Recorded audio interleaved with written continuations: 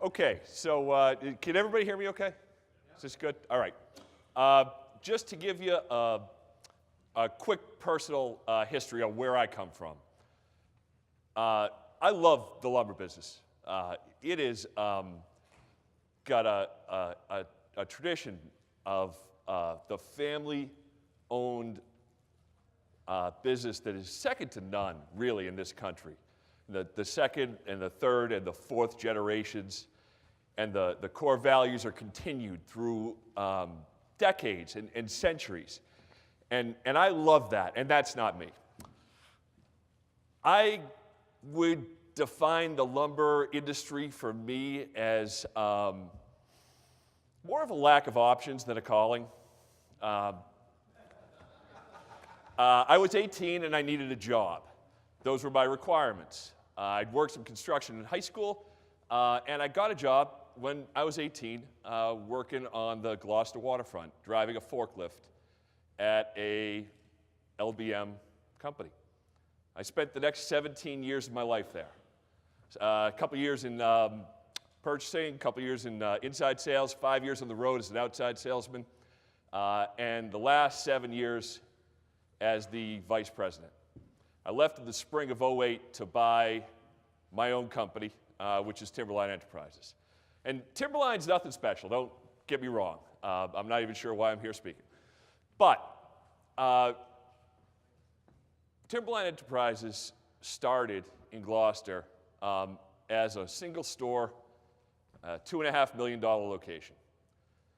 And in the darkest days of the construction recession, over the past 5 years, we built that into a $35 million three-yard organization. And what I'm going to talk to you about is really the three lessons that we learned along the way. So, I got to do my own slides. Okay, lesson number one, and everybody should write this down right now. Know who you are. This is good. Nobody does what I say. This is just like being at home. That's just, okay.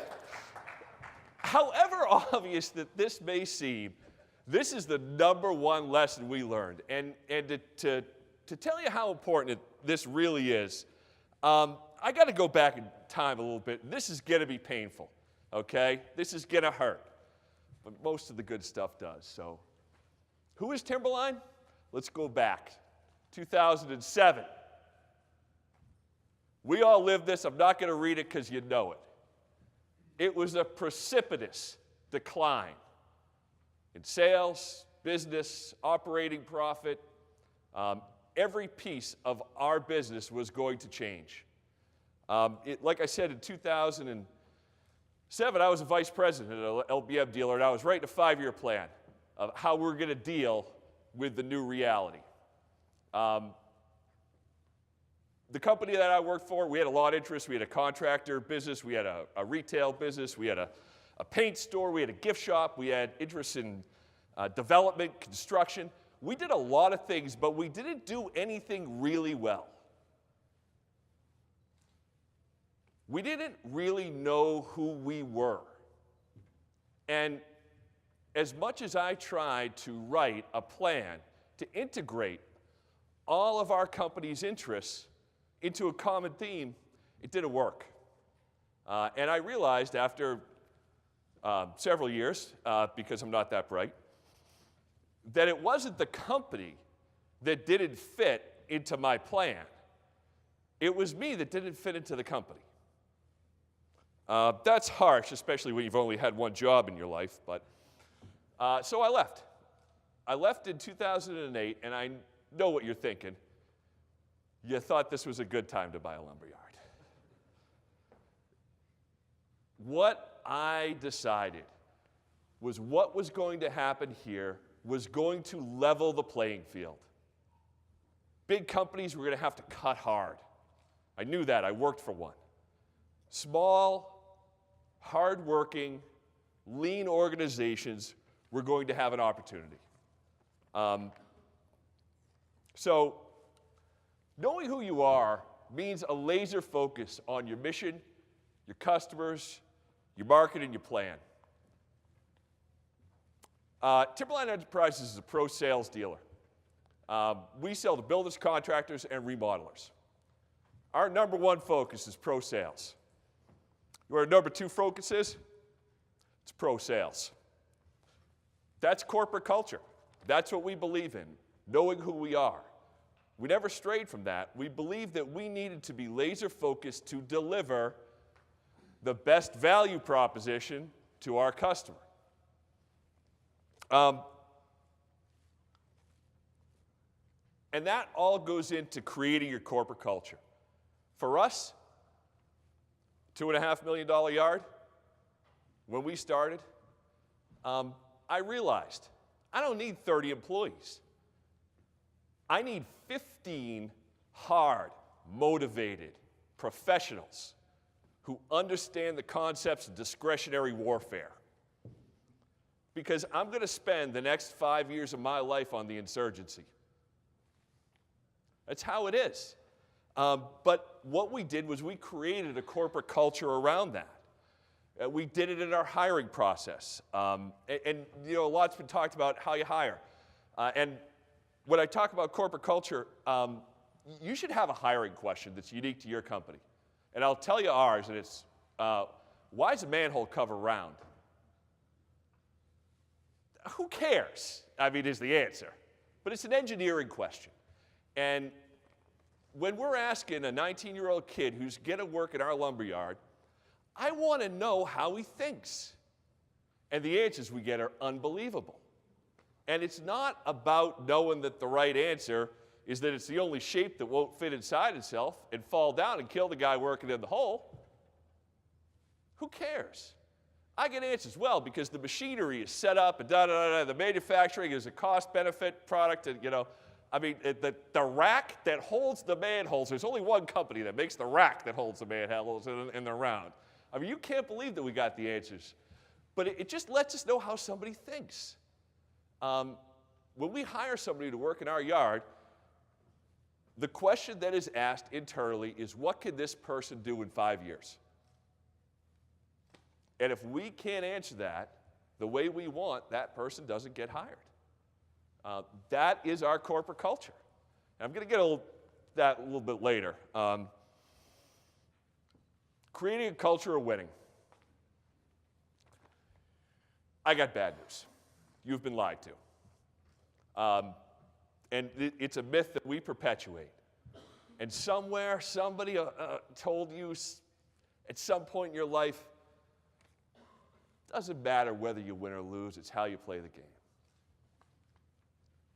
What is that? You know, I want to find whoever came up with that, drag him outside and beat the shit out of him. Winning matters. Create a culture of winning. Winning is epidemic. When you start to create a winning culture, it'll take on a life of its own. Your guys will walk around with a little bit more swagger. It's a piece of who you are that is absolutely crucial to building a successful company. A winning culture attracts winners. I don't have to go out and recruit outside salespeople. They call me. Because we've created a culture that they're going to thrive in. What do outside salespeople care about? They care about winning. That's what we do. Lesson number 2. Know your numbers.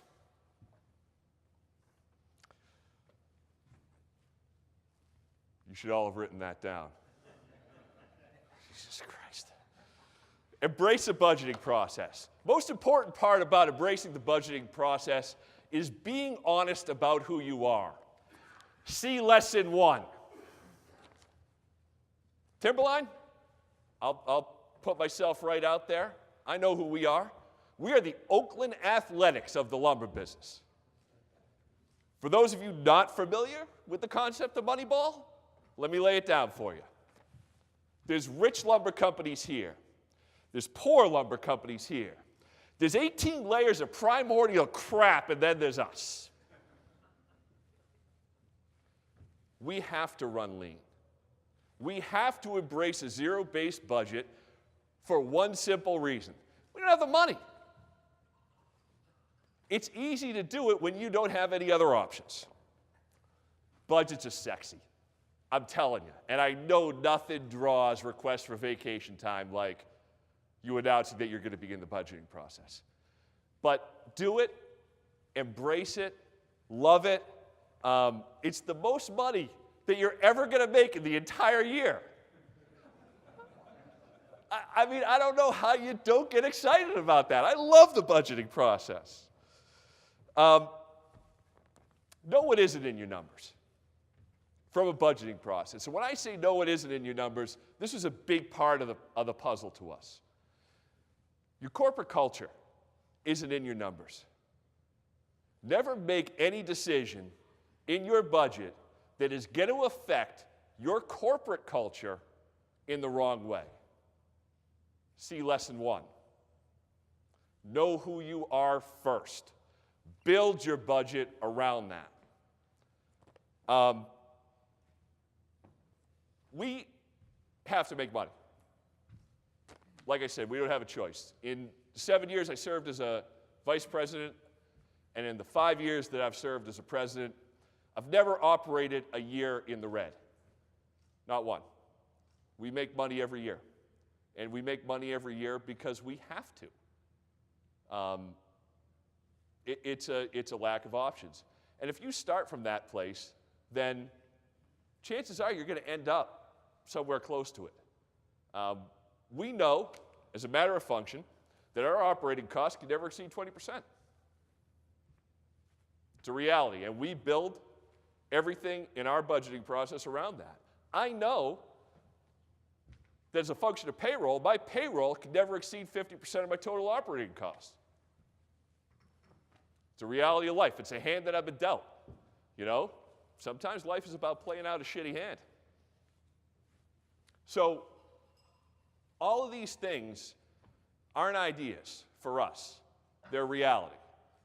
We know that financial discipline is not an inconvenience of the recession for us. Financial discipline is what our company's built on.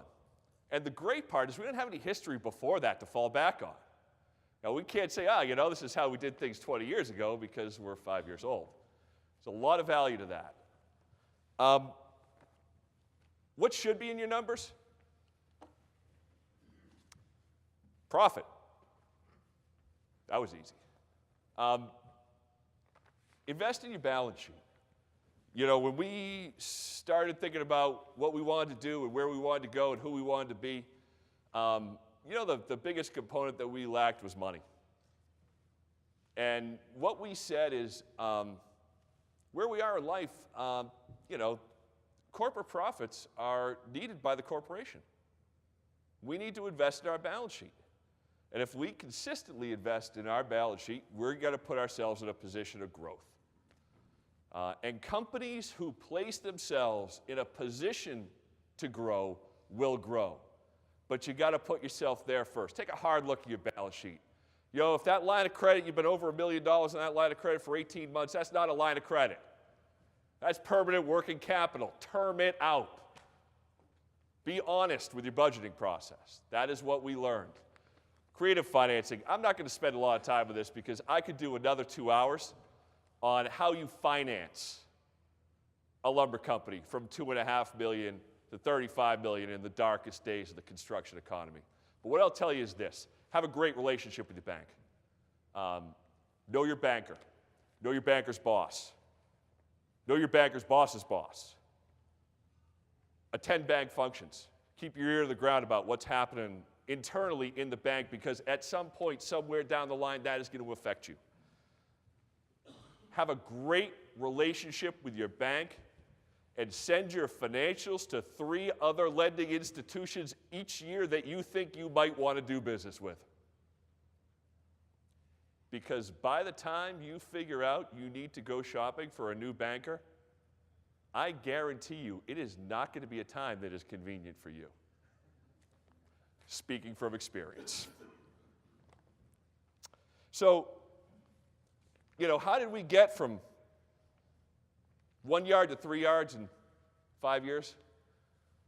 Well, we got to 2 yards first. Know where you want to go. And, I'm going to just say one more thing about numbers. Because I think Jeff McClendon did a great job on his analysis of operating profit per transaction. That was terrific. And this is going to be sort of a tough discussion because it's different for everybody. But there is a number in each one of your companies that is the key metric. And it's one number. I'm not saying I know it because we've got distribution, we've got manufacturing, we've got all different segments here. For us, it's sales per employee. We do $600,000 in sales per employee. That is my metric. When I am doing that, we're breaking sticks. Everything's running the way it should be. Operations is busy. Salesmen are booking orders. Office is complaining. Everything is as it should be at $600,000 per employee. That's our number. There is a number like that in all your organizations, and you need to know it, and you need to manage around it. It's different for all of you. But there should be that one metric that you hold there and you look at it and you say, this is what we have to do no matter what. I love McClendon's, net operating profit per transaction, and I wish I was that smart that I could figure that out. But you've got to have something. Because if you don't, is too many pieces. And that number ultimately will tie back to who you are. See lesson 1. So, lesson 3. Know where you want to go. I haven't broken through to anybody yet. Okay. 1-year budgets and 5-year plans. We write 1-year budgets and 5-year plans. That is our philosophy. And I want to talk about that just a little bit. Timberline 5-year plans. How do you get from $3 million to $30 million? Well, you get to 10 first, right? That seems obvious, but when I bought Timberline, I sat down and I wrote a 5-year plan that said, how do we get Timberline as a company from $2.5 million to $10 million? And it was a great plan. I mean, it was really sexy. And we were excited about it, and, we lived it, and we breathed it, and we went out and we did it. And 18 months later, I realized, shit, I need another plan. So, 18 months later, we started on the next 5-year plan. And that 5-year plan was how we're going to get Timberline from $10 million to $20 million. And that made a lot of sense, and we were excited. And we, got back into it. We started working, and, we're working our plan, and we're hiring reps, and we're entering markets, and we're feeling really good about ourselves. And we got to about 15, and we realized all of a sudden that the location that we were working with wasn't going to effectively support another $5 million. New 5-year plan. So in the new 5-year plan, we decide that we're going to build a new location. We identified a market we wanted to be in. We identified the property, did our business research, and we entered the market. And we wrote a new plan of how we were going to get Timberline from $10 million to $20 million with 2 locations. Man, we were excited about this. This was good stuff. We started building a new facility. We were making great decisions about hiring staff and how we were going to capture some of that market.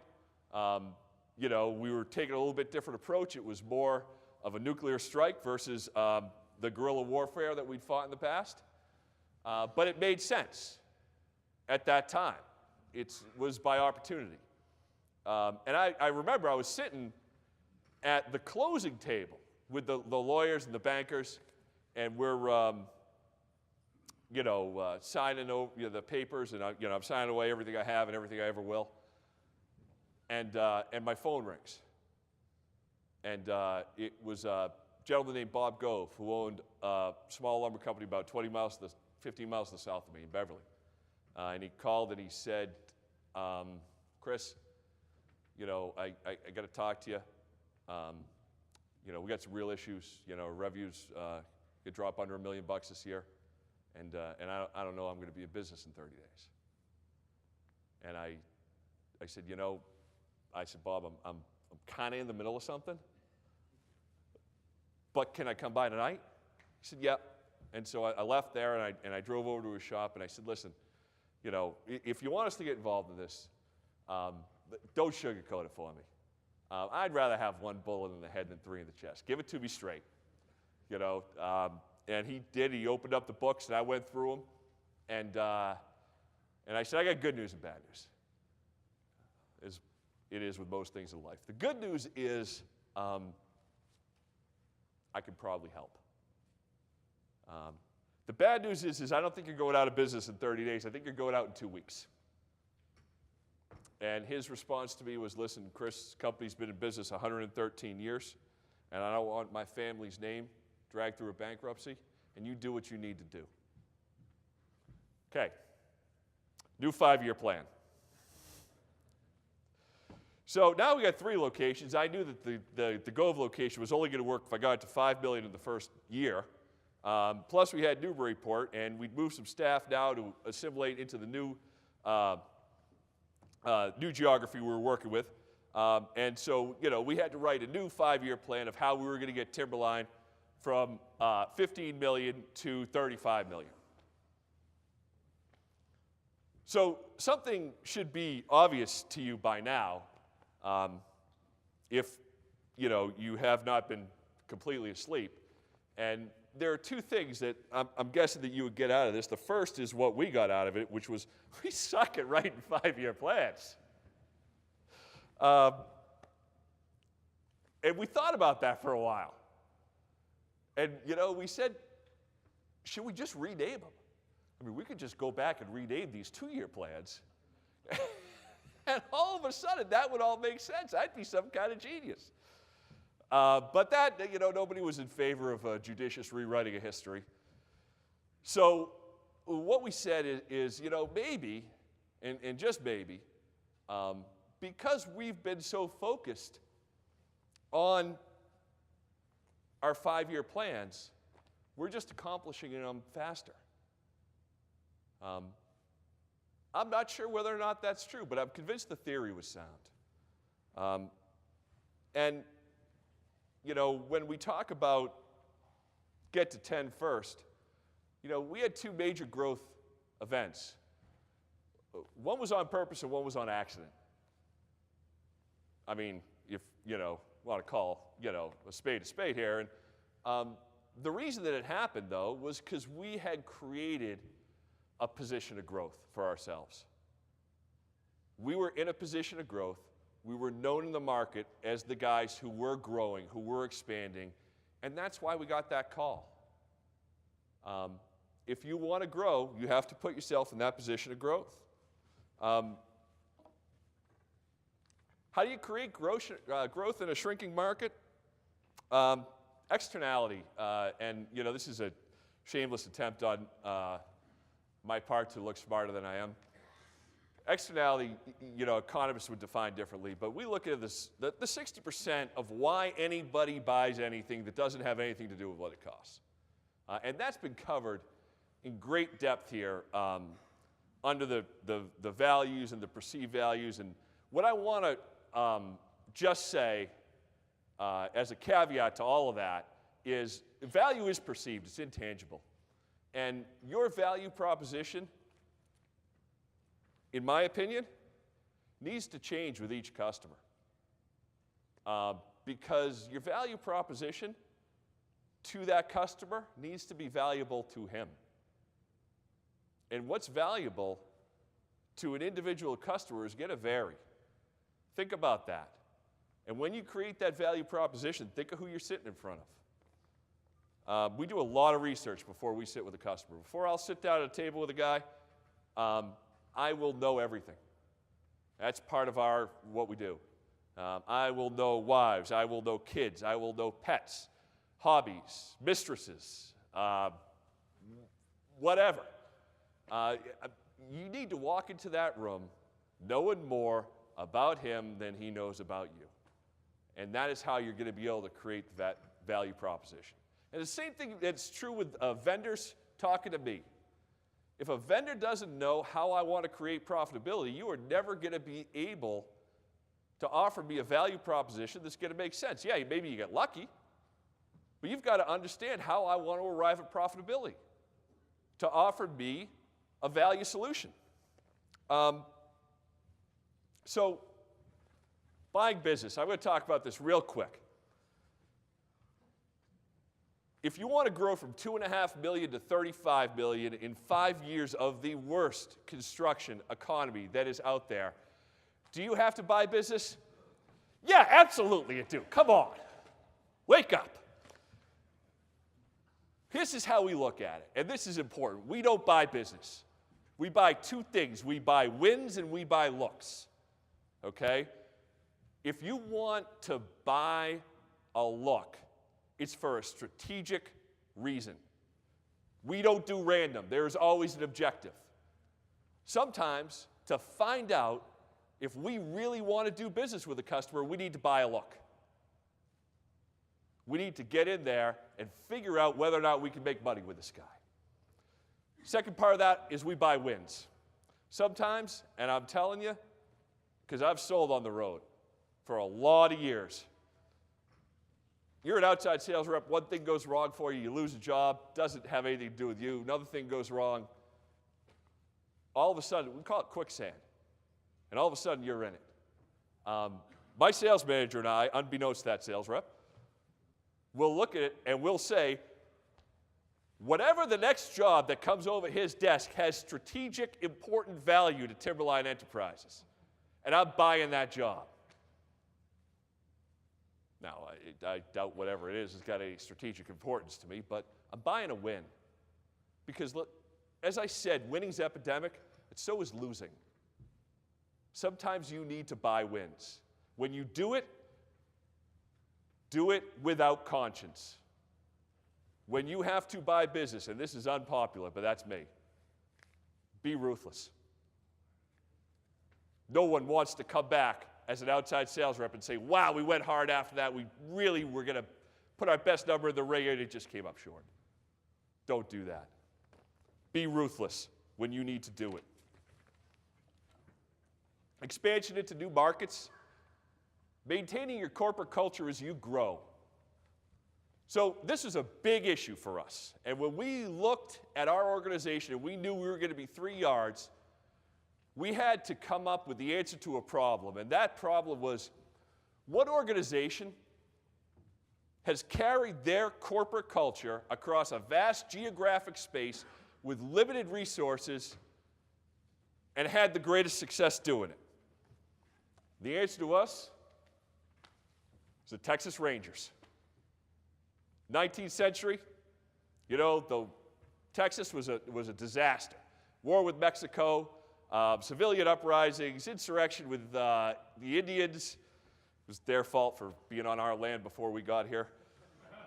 And what did you have? You had the Texas Rangers. One riot, one Ranger. Your core team needs to carry your company values. That is at the heart of Timberline. I can send any one man from my core team to carry our corporate values to the next market we're going into. There is nothing more important to us than being able to carry our message and being able to carry it effectively, and that's training. And it's training, and it's training, and it's training. And I believe in training. I believe in education. It's thrown out of some of the best schools in the country. And what you do when you do all of this is you create expectations, and you develop what the new normal is. And that is our success story, is we're not operating in a recession. This is normal to us. This isn't a different kind of way that we have to do business because our market's changed. This is who we are, and this is how we operate every day. And this makes us very difficult to compete with. So, I don't know if I piqued your attention. I think it's a compelling story that I hope you at least found mildly interesting. And do I have questions? Do I? Time for questions. Fantastic. Is that real?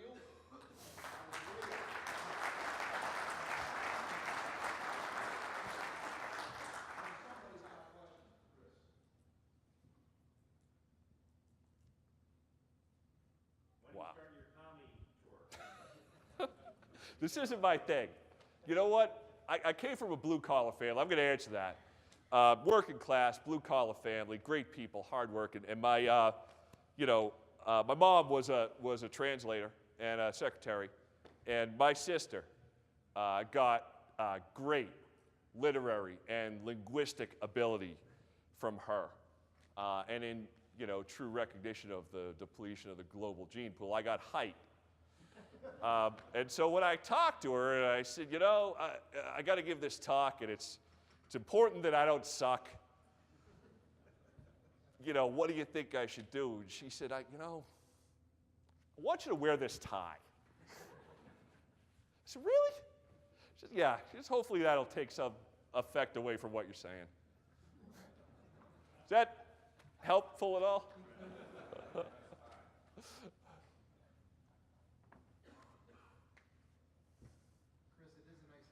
Thank you. Appreciate that. Hey, Chris, great story. You started out with a very small company, and I would expect, based on your sales per employee, a very small team. Where did you find the people? And part of it is, how did your initial team grow to support the business from this $2.5 million to $30 million? That's a great question. And the answer is, if you don't want a rotten apple, you go to the tree. The core group of guys that I have that work for Timberline Enterprises are in their 20s and 30s. I'm 40 years old, and in my company, that makes me a dinosaur. The core group of guys that I have, I hired when they were in high school. I hired them to work in my yard. And I hired each one of them evaluating what they could do for me in 5 years. The 4 outside sales reps that I have who work out of Gloucester, who handle more than $14 million contractor business, are all trained by me. They are all in their mid-20s. I hired them all when they were in high school. I paid for them to go to college. I trained them in the business. They worked in other capacities for me, in the store, the counter, store managers, and I built them. When we were expanding into Newburyport, our yard foreman had an assistant, and they were a great team. And my shipper needed to go to Newburyport. That yard foreman, we sat down and we said, you've done a great job for us, and we want to offer you the opportunity to move up in the company and into the role of the shipper. And his assistant, we said, you've done a great job for us, and we want to move you up into the role of foreman. And it was a great experience. It was terrific. And those guys learned, that there's opportunity, and there's always opportunity. I am the definition of opportunity. And so when I can sit with somebody and I can say, listen, you know what, 22 years ago I sat in your seat, and somebody hired me to drive a forklift in the lumberyard. 22 years from now, you can be wherever you want. Imagine it, and it will be so. So it's an opportunity of epic proportions. when you're hired at our company, we tell you you can do anything. We meet with them regularly. And we always have to be careful to identify who's ready to move up. Because there's a time limit on any job in our mind. That after a certain amount of time, you're breaking sticks. It's just not challenging. It's not. And we need to move you up. We need to get you into something else. We need to create a new opportunity for you. It's the role of the center. Is that helpful in any way, somewhat? I was waiting for somebody to ask that. Oh, thank you. So if you want to see inside the curtain, the current 5-year plan is 5 years and $80 million.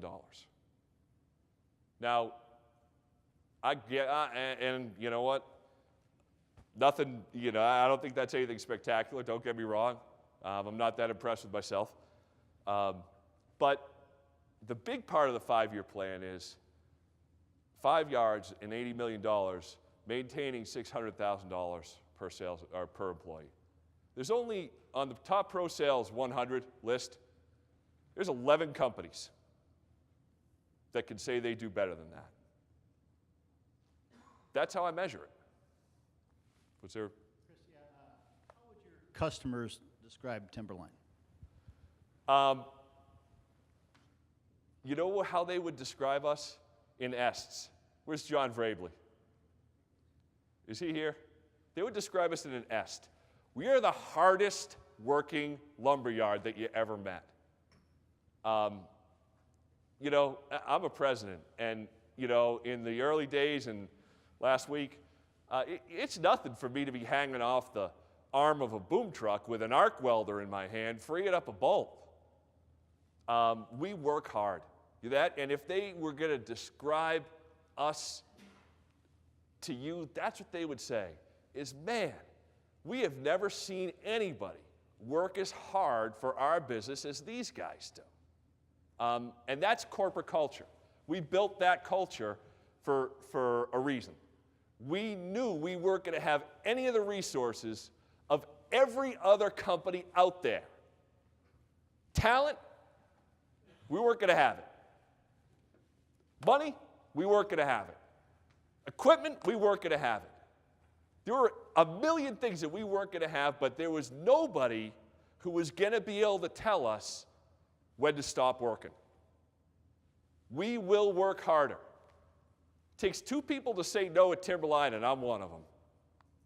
That load will go out at 5 o'clock at night. There will not be any question. There will not be any discussion. It is normal business. We work until we're done. We say it every day. The day is over when we go home. And until we go home, that day doesn't end. We run an open book on overtime. Absolutely open book. And that's corporate culture. If that yard needs to go out at 7, if that load needs to go out at 7 o'clock, that load goes out at 7 o'clock. Corporate culture. Every single truck that I ever bought, and I bought a lot of them, came equipped standard with headlights. Just saying. When I hire truck drivers, it's part of the process. We tell them, this is the job that I have. I will guarantee you 40 hours a week. That's my end. I owe you that. You will never have a week that you don't have 40 hours. I will guarantee you that. What you will guarantee me is that we don't go home until the job's done. That's what you will guarantee me. It's not anything special. It's not anything extra. That's corporate culture. That's the way we do business here. That's who we are. See lesson 1. Is that? Give a round of applause. Thank you.